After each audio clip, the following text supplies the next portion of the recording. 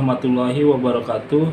Saya Febri Ramdhani dengan nomor NIM 28922500024. Saya mahasiswa Universitas Pancasakti Bekasi, Kampus B, Cikarang Pusat. Di sini saya akan menjelaskan materi tentang branding. Pengertian branding adalah sebuah kegiatan komunikasi memperkuat atau mempertahankan sebuah brand dalam rangka memberikan perspektif kepada orang lain yang melihatnya. Ya, dapat diartikan juga branding adalah salah satu hal penting yang harus dibangun oleh sebuah bisnis di era globalisasi. Hilangnya batasan membuat persaingan usaha juga semakin ketat. Lihat saja perusahaan atau bisnis yang berasal dari luar negeri dapat berdiri di Indonesia. Bahkan tidak hanya 1-2 saja jumlahnya, tetapi banyak.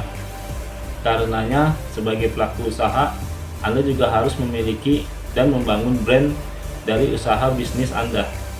Sebuah brand yang kuat dapat dengan mudah dikenal oleh konsumennya, sehingga banyaknya pesaing tidak akan berpengaruh jika brand Anda sudah kuat.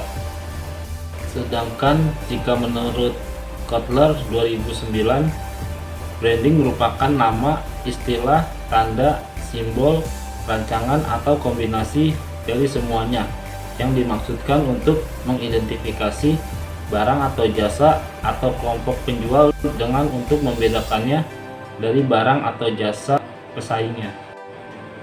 Lalu kalau menurut Landar 2006, branding bukanlah sekedar merek atau nama dagang dari sebuah produk, dari jasa atau perusahaan, namun semuanya yang berkaitan dengan hal-hal yang kasat mata dari sebuah merek, mulai dari nama dagang, logo, ciri visual, citra, kredibilitas, karakter, kesan, persepsi, dan anggapan yang ada di benak konsumen perusahaan tersebut.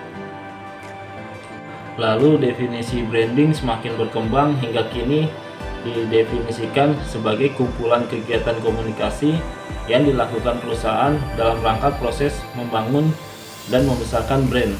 Bagi perusahaan, hal ini bukan hanya sekedar merek atau produk dikenal, tetapi juga sebagai image perusahaan secara keseluruhan, atau bagaimana masyarakat bisa merasa bahwa perusahaan merupakan yang terbaik. Lalu di sini ada 6 unsur-unsur dari branding. Yang pertama itu ada nama merek, yang kedua logo termasuk logo tipe, monogram atau bendera. Yang ketiga ada tampilan visual, yang keempat penggunaan juru bicara, lalu yang kelima ada suara, biasanya soundtrack atau lagu tematik. Yang keenam ada kata-kata termasuk slogan, tagline, jingle atau akronim. Lalu selanjutnya ada jenis-jenis branding. Yang pertama produk branding, yaitu jenis yang paling umum. Hal ini karena produk atau merek yang berhasil adalah produk yang mampu mendorong konsumen untuk memilih produk miliknya di atas produk kompetitor. Lalu yang kedua ada personal branding, yaitu merupakan strategi pemasaran yang paling populer di kalangan public figure seperti artis, musisi, politisi, dan lainnya. Yang ketiga ada corporate branding. Semua aspek perusahaan, mulai dari produk atau jasa yang ditawarkan sampai kontribusi karyawan di mata masyarakat. Yang keempat yaitu destination branding, yang memiliki tujuan untuk mengenalkan produk atau jasa ketika suatu nama lokasi disebutkan seseorang. Jadi saat seseorang menyebutkan nama kota, misalkan Yogyakarta, maka orang dapat langsung mengingat gudeg atau bakpia. Jenis ini menggambarkan identitas suatu kota, daerah, negara, atau wilayah tertentu.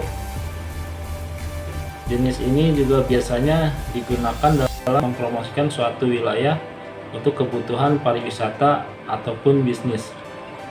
Contohnya seperti Wonderful Indonesia atau Enjoy Jakarta. Lalu yang kelima ada cultural branding, merupakan usaha pemberian identitas atau merek yang disesuaikan dengan keadaan, reputasi, budaya, kebiasaan suatu bangsa, lokasi atau orang-orang dari daerah tertentu. Salah satu contohnya yaitu budaya bersih-bersih dan disiplin Jepang. Lalu selanjutnya ada fungsi atau tujuan dari branding itu sendiri. Ada 4 macam, yaitu yang pertama sebagai pembeda, di mana perusahaan yang memiliki brand kuat akan mudah dibedakan dengan kompetitor. Lalu yang kedua sebagai promosi dan daya tarik. Jika Anda memiliki brand yang kuat, maka promosi akan lebih mudah dilakukan. Lalu pelanggan cenderung memilih brand yang kuat dan loyal terhadap brand yang sama.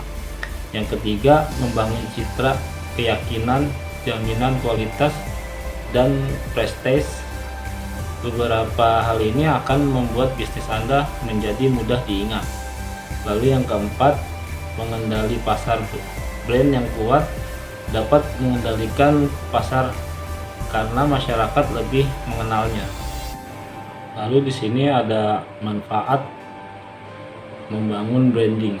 Yang pertama, memberikan daya tarik bagi konsumen.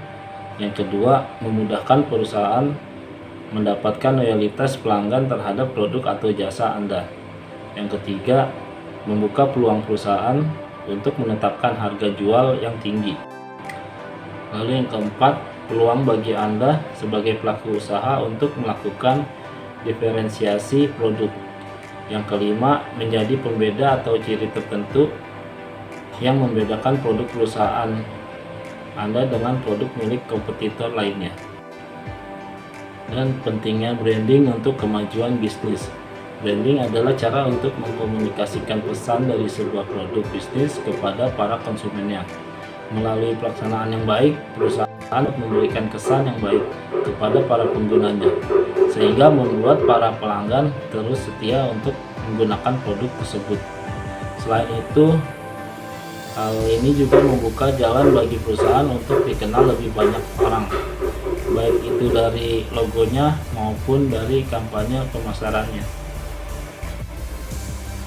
Melihat manfaatnya, membangun sebuah brand merupakan investasi yang harus dilakukan oleh setiap perusahaan.